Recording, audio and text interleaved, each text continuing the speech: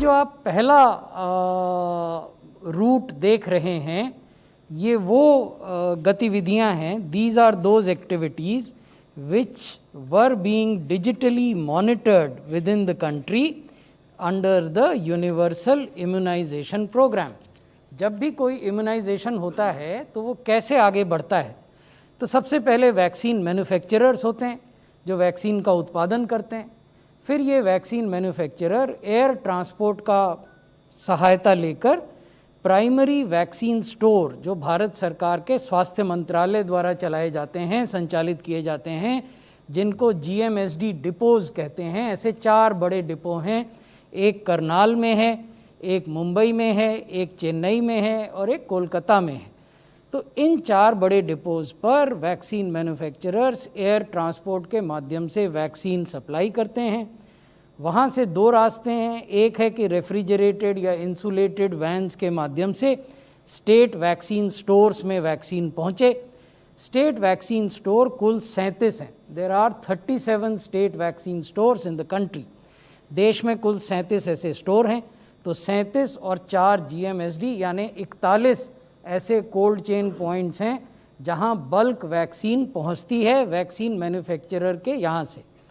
जब एक बार ये वैक्सीन पहुंच जाती है GMSD के डिपोज में, जो मैंने आपको बताया 4 हैं, या स्टेट वैक्सीन स्टोर्स में जो मैंने आपको बताया कि 37 हैं, तो फिर इसको आगे पहुंचाने की जिम्मेवारी राज्य सरकारों की और UT एडमिनिस्ट्रेशन की होती है। और वो इसको कहाँ पहुँचाते हैं? वो डिस्ट्रिक्ट वैक्सीन स्टोर में पहुँचाते हैं, which is also a temperature controlled facility through refrigerated and insulated vans. वहाँ से इनको प्राइमरी हेल्थ सेंटर्स में पहुँचाया जाता है, अगेन थ्रू रेफ्रिजरेटेड वैन्स। तो ये जो हिस्सा है इस पूरे प्रक्रिया का, इस पूरे प्रोसेस का, ये हमेशा से या पिछले लगभग 1 दशक से कुछ अधिक समय से हम डिजिटली मॉनिटर कर रहे थे। इसकी भी जानकारी बहुत सारे लोगों को नहीं है।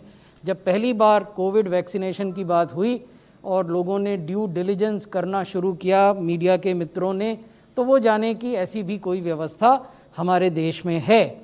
और इस तरह की व्यवस्था अनेक देशों में या लगभग किसी भी देश में मेरी जानकारी में तो नहीं है, जो रियल टाइम पर न केवल कितनी वैक्सीन कहाँ रखी गई, कैसे स्टोर की गई, और जहाँ भी रखी गई वहाँ क्या तापमान है।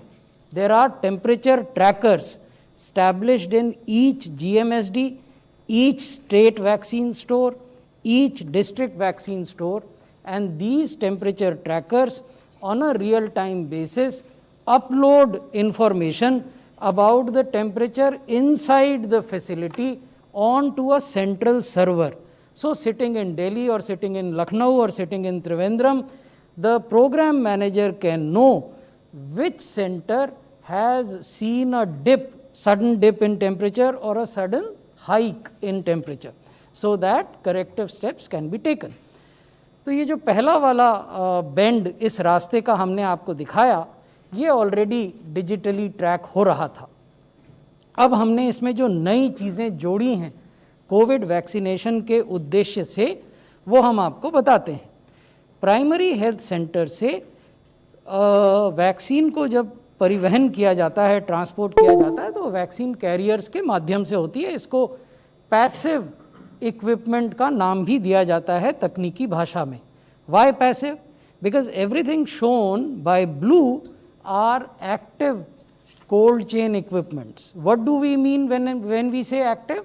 इट मीन्स कि ये ऐसे इक्विपमेंट हैं जो या तो बिजली पर चल रहे हैं या सोलर पावर पर चल रहे हैं। यानी इनमें जो वॉक इन कूलर्स हैं, वॉक इन रेफ्रिजरेटर्स हैं, आइस लाइन रेफ्रिजरेटर्स हैं, they all work on electricity और on solar power.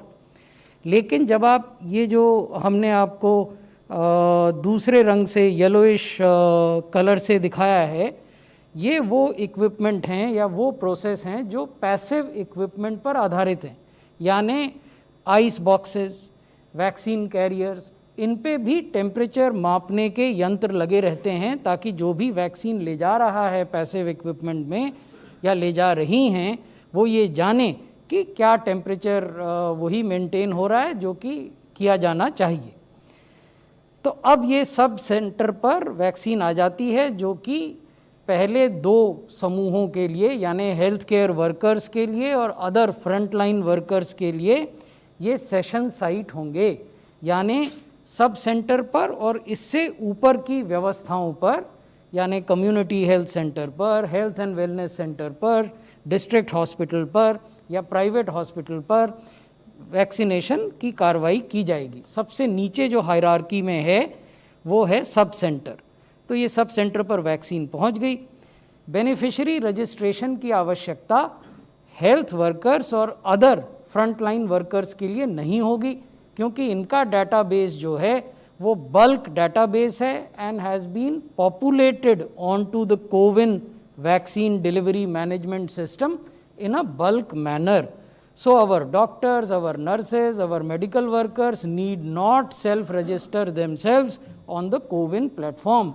Their data has already been pre-populated. Similarly, our frontline workers, which means people in the armed forces, in state police, in central police, in municipal workers, they also need not self-register themselves because their bulk data is also getting pre-populated. When we would come to the population priority groups, there the provision of registration or editing of data would come. Then the system electronically allows session allocation. This is, as a district magistrate, I can then allocate कि मेरे ज़िले में इन स्थानों पर vaccination की कार्रवाई इन तारीखों को होगी। एक वैक्सीनेशन सेशन में 100 लोग आएंगे या 200 लोग आएंगे, एज द केस में बी। तो सेशन एलोकेशन की जो पूरी प्रक्रिया है वो भी डिजिटली होगी। बेनिफिशियरी को वैक्सीनेशन हुआ, ये भी डिजिटली कैप्चर किया जाएगा और उसको अगला डोज लेने के लिए कब आना है ये इन्फॉर्मेशन भी उसको डिजिटली दी जाएगी। बेनिफिशियरी को एक्नॉलेजमेंट जाएगा कि धन्यवाद, आज आप यहाँ उपस्थित हुए और आपने फलाने वैक्सीनेटर से फलाने साइट पर पहला डोज वैक्सीनेशन का ले लिया। फिर उसमें प्रावधान है कि यूनिक हेल्थ आईडी भी जनरेट की जा सकती है। आप लोगों को जानकारी होगी कि केंद्र सरकार ने एक नेशनल डिजिटल हेल्थ मिशन के नाम से एक बहुत ही महत्वाकांक्षी इंटरवेंशन प्रारंभ की है, जो कि पायलट के रूप में 6 यूनियन टेरिटरीज़ में प्रारंभ की गई है। माननीय प्रधानमंत्री जी ने 15 अगस्त को इसकी घोषणा की थी। इवेंचुअली इसको पूरे देश में यूनिवर्सलाइज करने की योजना है। तो वो पूरा सिस्टम जो है वो एक यूनिक हेल्थ आईडी के आधार पर काम करता है। तो कोविन सिस्टम आपको ये परमिशन देगा, ये प्रावधान उसमें किया गया है कि आप यूनिक हेल्थ आईडी भी क्रिएट कर सकें। और जब दोनों डोजेज मिल जाएंगी तो एक क्यूआर कोड आधारित सर्टिफिकेट जनरेट होगा, जो डिजिटल सर्टिफिकेट है। उसको आप चाहें तो अपने मोबाइल पर रखें, चाहें तो